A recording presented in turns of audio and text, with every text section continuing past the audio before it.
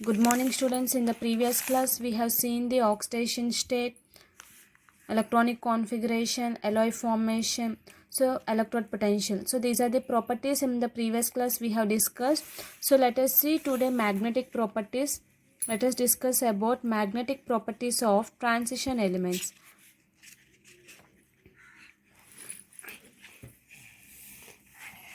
So magnetic properties.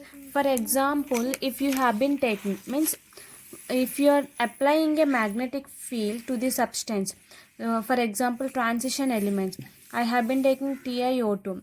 So TiO2 is a substance we are taking here. So for that substance we are adding magnetic field. So it will exhibit two types of magnetism. One is diamagnetic behavior, another one is paramagnetic behavior. So diamagnetic. So what is diamagnetic? Magnetic behavior consists of two types of properties. One is diamagnetic, another one is paramagnetic. Already we have discussed in the first chapter. So diamagnetic means what we can say here, the substances which are repelled by the magnetic field, we call it as diamagnetic. So what we can say, substances which are repelled by the magnetic field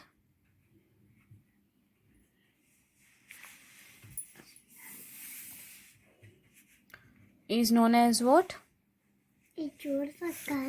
Diamagnetic.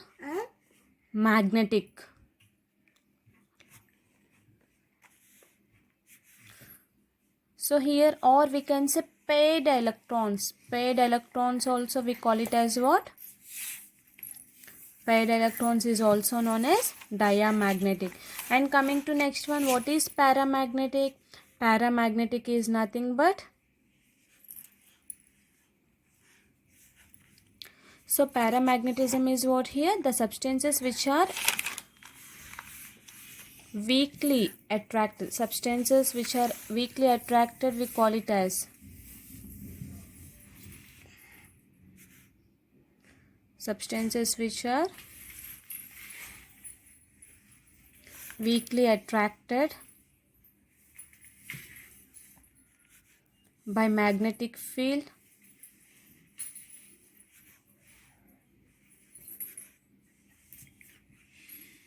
is known as paramagnetic. Or we can say here unpaired electrons is present. So if unpaired electrons is present, that one we call it as paramagnetism. And we are having ferromagnetic also. Ferromagnetic means what here?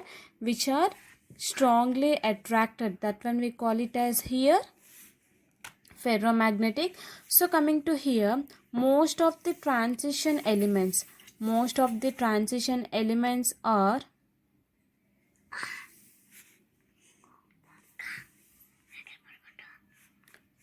paramagnetic.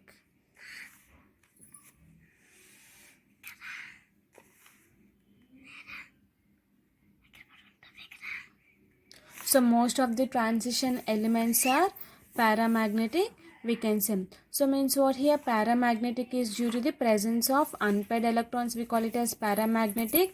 Paired electrons we call it as what here? Diamagnetic elements. Okay. So coming to here, generally magnetic field is determined by using the formula. So magnetic effect or magnetic moment.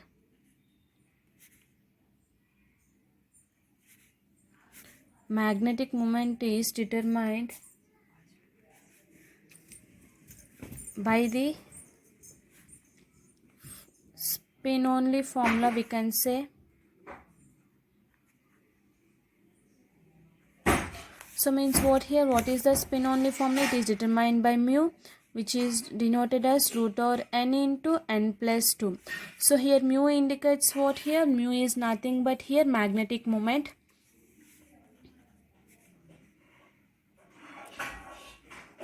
Mu is nothing but magnetic moment. N is nothing but here number of unpaired electrons.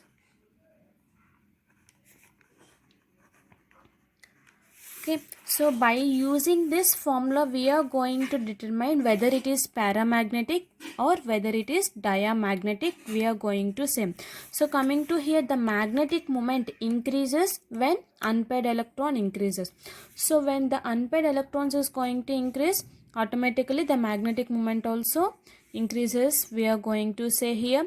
So here by using this formula only, so let us take 3D series elements. So what are the 3D series elements we are taking here? Example, if you are taking Sc3 plus, so this is the oxidation state, it is representing. Sc is nothing but scandium. Okay, so then what is the general electronic configuration? Atomic number 21 is the atomic number of scandium, but here plus 3 is a plus, means what? Loss of electrons. So whenever the electrons is losing, how many electrons it is losing? 3 electrons it is losing. So by this what we can say, 21 minus 3, how much? 18 electrons. So we are having electronic configuration only argon. Okay, so argon 3d0 4s0. So there is no electrons in the d orbital. So means what? The unpaired electrons, how many we are having? 0 electrons. So what is the n? N is equals to 0. So when you substitute in the mu value, mu is equals to 0 into 0 plus 2. So 0 into 0, 0. So if it is 0, then what we can say? It is diamagnetic or paramagnetic. So by this there is no electrons, it is completely filled electrons, we can say. So this is a diamagnetic. So if you have been taken argon, so how you will be writing configuration? Argon, no? 1s2, 2s2, 2p6, 3s2, 3p6, 3d0, 4s0. So this is the configuration of the scandium plus 3 if you have been observed. So scandium, there will be loss of 3 electrons. Positive means loss of 3 electrons. If you write p orbital like this, it is divided into 3 electrons, 1 2 3 4 5 6, total 6 electrons. So it is completely filled. So we are having paired electrons. So that's why we call it as this is a diamagnetic behavior, and the formula if you have substituted, we got 0. In the same way, if you have been taking like that remaining elements also. So what is the scandium? For scandium we got the electronic configuration 3d0 and the unpaired electron n value 0, and coming to we are having magnetic moment 0. So magnetic moment is 0, unpaired electron is 0, configuration is this one we are getting. So this is nothing but ion. Okay, by knowing the oxidation state we can write this one. And coming to next one, Ti plus 3. So the atomic number is 22. If loss of 3 electrons, we are getting only 3d1. So the unpaired electrons is 1. So here we are getting, by substituting this one in this formula, you will be getting 1.73. If you take Ti plus 2, the configuration is 3d2, you will be having 2 unpaired electrons, you will be getting 2.84 if you substitute in this formula. In the same way, if you have been taking V plus 2, so V plus 2 means what? 3d, 3 it is having 3 unpaired electrons, it is having 3.87 if you substitute in this formula. And coming to Cr plus 2, Mn plus 2, Fe plus 2, CO plus 2, Ni plus 2, Cu plus 2, Zn plus 2. So here the configuration is 3d4, 3d5, 3d6, 3d7, 3d8, 3d9, 3d10. The configuration we are having unpaired electrons 4, 5, 6, 7. Sorry, again it is having how much? 4 unpaired electrons only we are considering here. From iron onwards it is reverse. Why? Because there is no participation of s electrons. We can say 3d2 1, and again it is having 0. So you will be getting the value 4.90, 5.92, 4.90, 3.8 and reverse. The reverse again you can write 2.84, 1.73, 0. So these are the values we are getting. Wait for a 1 minute.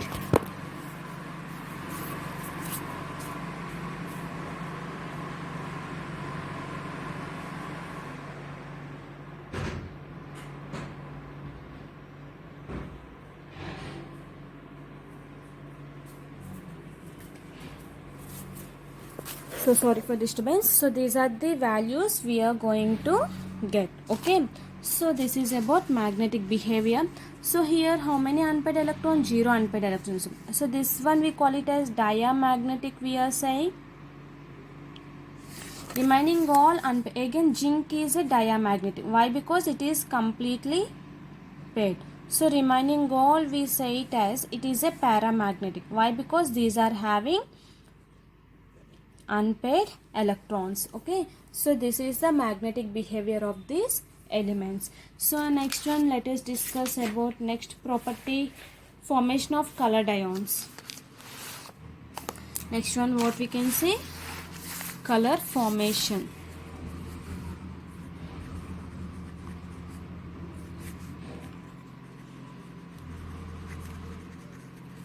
So what is next one? Color formation here. So generally the diamagnetic elements, so if you have been seen here, so these two will show colorless. Why? Because they are completely filled orbitals. So remaining will show paramagnetism, will show different types of colors. Okay, so basing upon the magnetic behavior and oxidation state, we'll be knowing their color. So here when an electron from a lower energy d orbital is excited to a higher energy d orbital, so there will be having n values, yes or no? So means what? Because of that frequency it is observed. So the frequency generally which is having visible region. So the color, the frequency, mainly here we speak about frequency. So the frequency lies in the visible region. So here we are having basing upon their transmittance color and also basing upon their compartment color. So here complementary color. So the color observed, whatever color we are observing, that one we call it as complementary color, and whatever color it is there, that one we call it as transmitted color. If suppose we are saying that iron, if you have been taken, so iron light green in color, that one what we call it as, that one is nothing but transmittance color. Okay, so after applying some light, it is showing brown color. So visible light, if you are applying, automatically what happens, it will show brown color. That one we call it as complementary color. So what is complementary color here? The color observed corresponds to the whatever color we are observing, that one we call it as complementary color. Okay, complementary color of the light observed. So means what here? The frequency of the light observed is determined by the nature of the ligand. So ligand is nothing but what here? To the central metal atom, the electron pair donors is going to be there. Okay, the colorless of ions we are having and also colored atoms we are having. For example, if you are taking complex compounds, okay, complex formation, these all we are going to have. So now let us see about color compounds here. First of all, if the configuration is 3D0, we are taking Sc plus 3 example, so it is a colorless we are saying. Again, if it is 3D0, Ti plus 4 oxidation state, it is also colorless. Okay, and also if you take 3D10, Zn plus 2, it is also colorless. Why? Because these three are diamagnetic behavior. If you have been substituting the formula, mu is equals to root over n into n plus 2. So this, the unpaired electrons is how many? 0. Okay, so because of this reason, if 0 we are having, the color is colorless. If suppose if you are taking 3D one, okay, for 3D one it will be having Ti plus 3, the color will be purple. Again 3D one if you are taking V plus 4, it will be blue. Okay, you will be getting one doubt, the configuration is same. For this 0 we are getting it is colorless, but coming to here for element if you take 3D one Ti plus it is purple. For the element if you are taking V plus 4 it is blue. So it should also have to get blue or purple. No, we are having that one. So this all is due to the presence of the visible region, means because of that element only we are showing this color. Okay, and also if you have been taking 3D2, which will be V plus 3, that one will be green color. If you take 3D3, V plus 2, which will be in violet color. So 3D4 like that, if the color changes, and 3D5 green color, 3D6 will be green.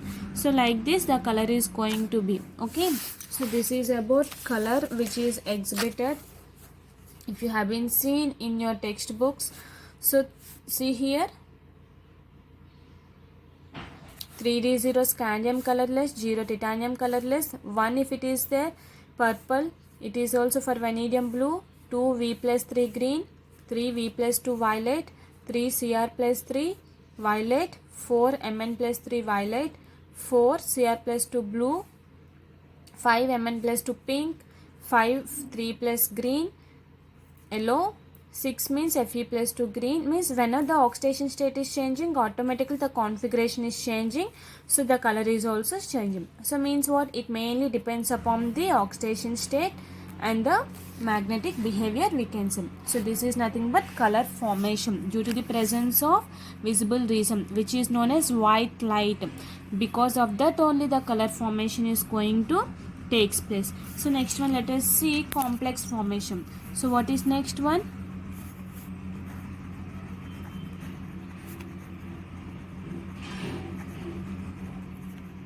Complex formation. Okay, so here the complex compounds. So complex compounds means what, the metal ions bind a number of anionic or neutral molecules which give complex pieces. So complex compounds is nothing but what is the complex formation? Here the complex compounds are those in which the metal ions bind a number of anionic or neutral molecules, we call it as complex compounds. Example here we are going to take is FeCN6 3-, it is a complex compound. FeCN6 4-, so this is also a complex. PtCl4 2-, this is also a complex. So means what, the chemically it is dealing with in coordination compounds mainly, we will be discussing in coordination compounds. So generally the transition elements will form a very large number of complex compounds. Why it is forming means due to the small size of the metal ions, high ionic charges, and there will be availability of d orbitals for the bond formation. So what we can say here, transition metals form a large number of complex compounds due to small size, we can say high ionic charge, we can say, and availability of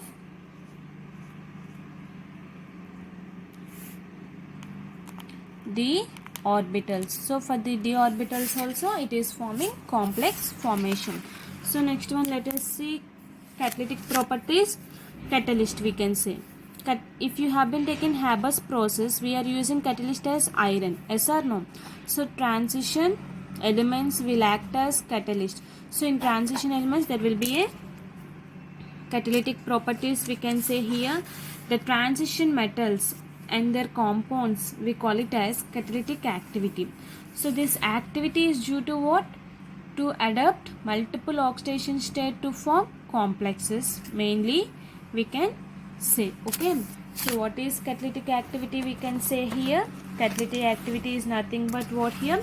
Many transition elements act as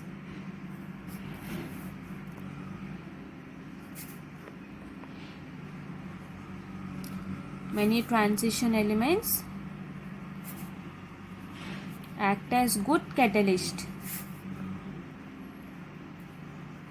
Okay, so this is due to why? This activity of metals is due to some reasons we are having. What is that reason? The catalytic activity is due to what we can say?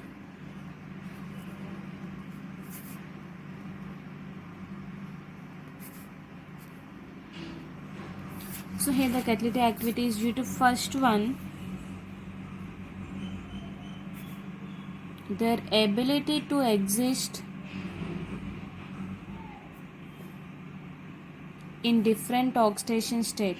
So they will form variable oxidation state. Yes or no? So they will form variable oxidation state. That is the first point. And coming to here next one, the tendency to form reaction intermediate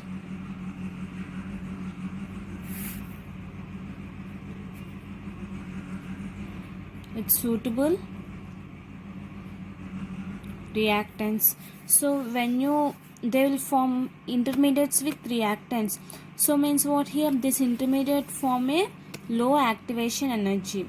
So because of this reason also they are going to form catalyst. For example, if you are taking ammonia by Haber's process, so here we are using the catalyst is Fe as a catalyst, molybdenum as a promoter. You are getting, this is a Haber's process.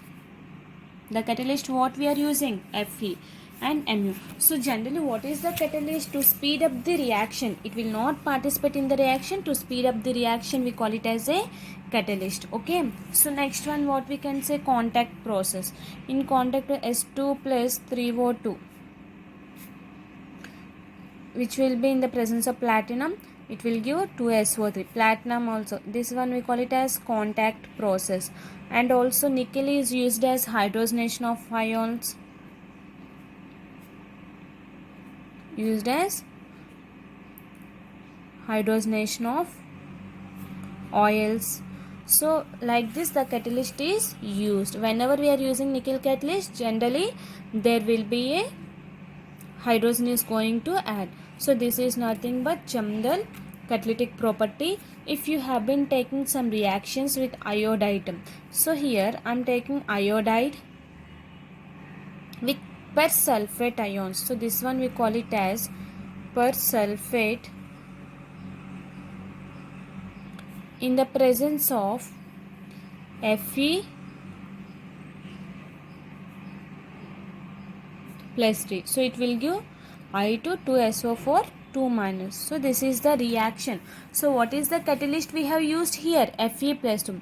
So now let us see how it is going to happen. So here 2 Fe plus 3 we are taking and 2 I minus. So automatically what it will form means 2 Fe plus 2 plus I2 it is forming. In the next step what we are taking, this 2 Fe plus 2 S2O6 2 minus we are taking, this will form again 2 Fe plus 3 2SO4 2 minus. So this is the way the catalyst is participating in the reaction and we are getting the products. Okay, so this is nothing but catalytic activity. So next one, let us see what is next one. Formation of interstitial compounds. What is the next one? What is the next property?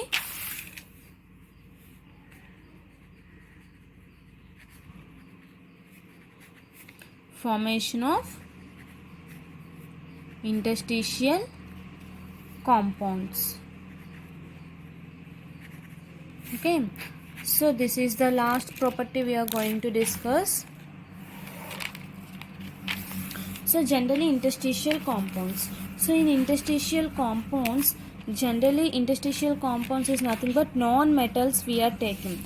So in interstitial compounds, the non-metals like hydrogen, carbon, nitrogen, boron, so which will form holes in crystal structures. Okay, so this formation of these compounds generally changes the physical properties of metals. We can say why, because here the elements of very small, some compounds are non-stoichiometric we can say, and very small radii like hydrogen, boron, carbon, sometimes they will form interstitial compounds or non-stoichiometric compounds with large sized transition metals. They occupy their holes interstices of the metal. Interstitial compound I am saying. So what is interstitial compound? Which will occupy the extra space. Interstitial compound is nothing but, if you have been seen in the first unit, I have been sent Scotty defect, Frankel defect. In the Frankel defect, what I have told you, the electron is occupying the extra place, we call it as interstitial compound. Yes or no? So here also, if you have been taken in interstitial compounds,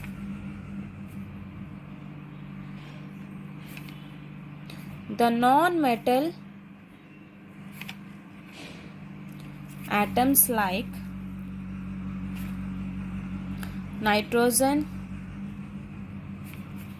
carbon, boron occupy what here? Occupy holes in crystal structures.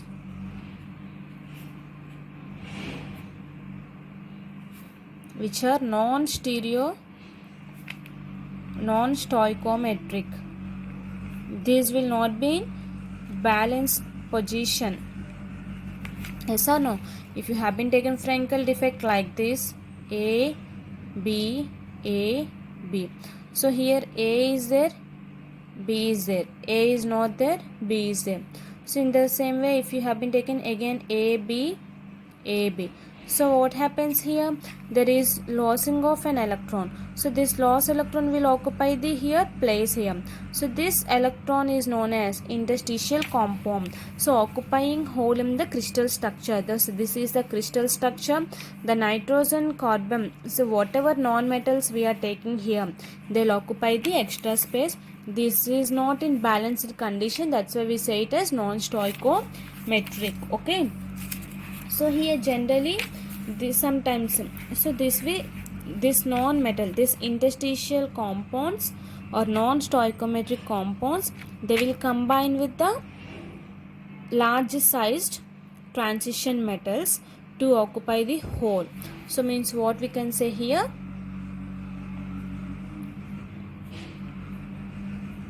the interstitial compounds combine with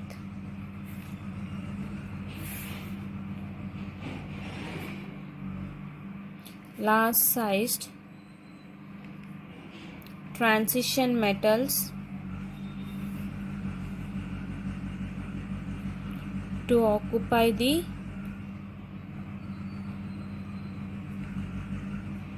holes. Okay, so in these compounds mainly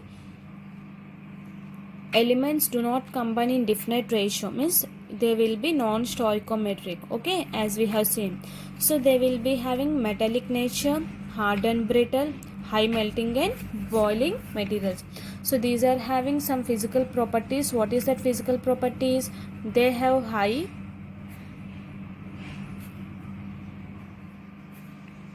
melting point than pure metals we can say. and also they are very hard and brittle compared to other elements like diamond is very hard and brittle. Compared to that, this is very hard and they retain metallic conductor.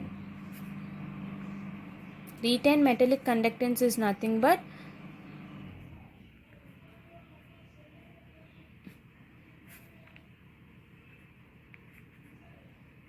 metallic conductivity and chemically inert.